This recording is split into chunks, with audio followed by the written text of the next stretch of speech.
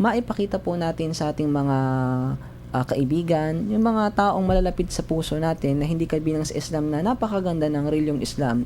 On that way, magiging kapaki-pakinabang po tayo sa kanila. Kasi pagka ang isang mananampalatayang Muslim, natutunan niya ang relihiyong Islam, walang duda na magiging kapaki-pakinabang siya doon sa mga taong nakapaligid sa kanya. Ayun po yung isa sa mga nilanais na maging vision at mission ng gagawing ating symposium, inshallah.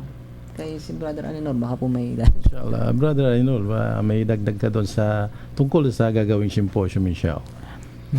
After ng dawat training namin sa SCAG, kasi nag-request si Brother tinanong ko ni Brother Mata kung kumusta na yung dawa dito sa Nueva Ecija. Sabi ko, okay naman, pero mas maganda kung magkaroon tayo ng symposium dito sa Nueva Ecija.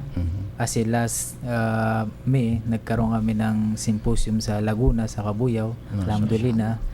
Ang nag-convert yun sa Islam may 96. Allahu Akbar. MashaAllah. Siyam na po, anim. Allah. At that day, at that very moment. MashaAllah. Allah. Ang mga kasama natin dun, sina Brother Omar Pinelber, si Noah Capareño, at saka si Brother Batallones. Allah. Kaya nung naobserbahan ko yung symposium doon, sabi ko kailangan dapat magkaroon din tayo dito sa Nueva Ecija ng mga ganong pag-symposium. Inshallah. Kaya inshallah po, abangan nyo na lang po yung mga latest na update po. Inshallah. Amin ya Allah. Actually, nabanggit natin yung symposium.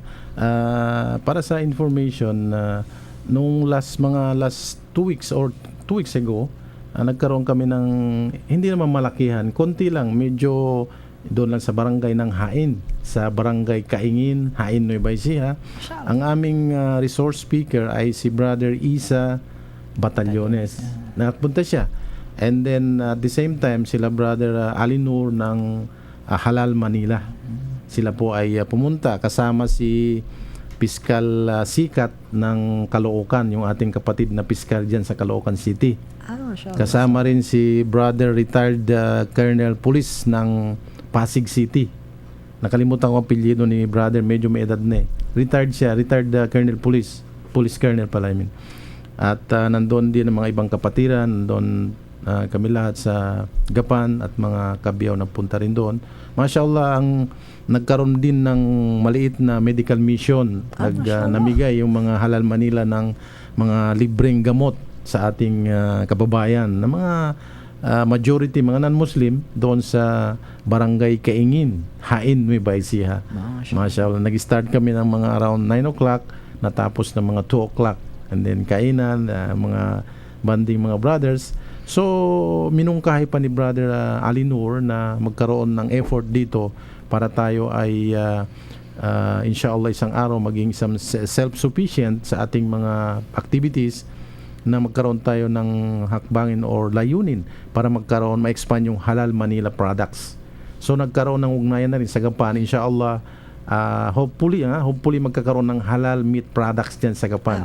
So ito nga, naghahanap na kami ng pwesto kung saan ilalagay, inshallah. Isa pa rin yung activity. So alhamdulillah, by the time mapunta rito yung mga kapatid natin sa SCAG, sila Brother Ibrahim Mata, sila Brother Nuka Pareño, matagal na rin kami nagkikita, ay marami tayong magiging mga activities dito para ma-consolidate natin yung ating mga effort lahat, na hindi naman maipapakita naman natin sa lahat, especially hindi man sa buong mundo, dito sa Pilipinas, na mali yung mga iniisip ng mga iba na ang Islam or mga Muslim ay mga terorista, ay mga ganito. Mali talaga, dahil ang Islam ay hindi nag-uutos ng terroristic acts. Hindi nag-uutos ng kasamaan, hindi nag-uutos ng manloko or magiging disrespectful sa magulang. In fact, tinalakay natin yung mga tungkol sa pagiging respeto sa magulang, na hindi kinakailangan pagdating ng araw ng Father's Day upang tayo magpakita ng pagmamahal sa ating sa ating tatay, or hindi kinakailangan darating ang Mother's Day para ipapakita natin ang pagmamahal natin sa ating ina. Sa Islam po, sa aral ng Islam, ang mga Muslim dapat araw-araw ay Father's Day, araw-araw ay Mother's Day. MashaAllah. At araw-araw din, wala tayong pinipili yung pagbisita sa mga yumao nating mga kamag-anak or kapatid, miyembro ng pamilya, hindi yan kinakailangan sa araw lang ng pagbisita ng libing. Hindi lang. Araw-araw pwede tayong bumisita, open yan. Di ba kapatid? Masya Allah. So wala na po tayong oras sa puntong ito. Binibigyan natin ng maraming pasasalamat ang ating mga panauhin. Yung pasasalamat Brad, inshallah. Ay, naku. Segundo, Marami inshallah. po tayong oras na unang-una ay pinapaabot po namin ng pasasalamat. Unang-una sa Allah, alhamdulillah, na gumabay sa amin upang makarating dito. Pangalawa kay Brother Kamar na masya Allah, napakaganda ng kanyang programang ito. Siguro, alhamdulillah, susunod sa kanya sa local government natin sa Inshallah, Kabanatuan. inshallah. Alhamdulillah na nag-ukol po ng ganitong pagkakataon. Sa akin pagkakaalam, ito po ay libre. Masya Allah. Alhamdulillah. Alhamdulillah po. Pasalamat po sa ating mayor, masya Allah. Kay Masya Mayor Jay Vergara. Jay Vergara po, Masya masya Allah. Allah. Si Brad Dalinor? Una sa lahat, nagpapasalamat ako sa Allah subhanahu wa ta'ala dahil binigyan tayo ng pagkakataon na makadalo sa ganitong pagtitipon. Masya At Allah. pangalawa sa ating mayor na si Mayor Vergara at saka si brother natin, si Brother Kamar. Masya Allah. Masya Allah. Maraming salamat mga kapatid sa pagdalo.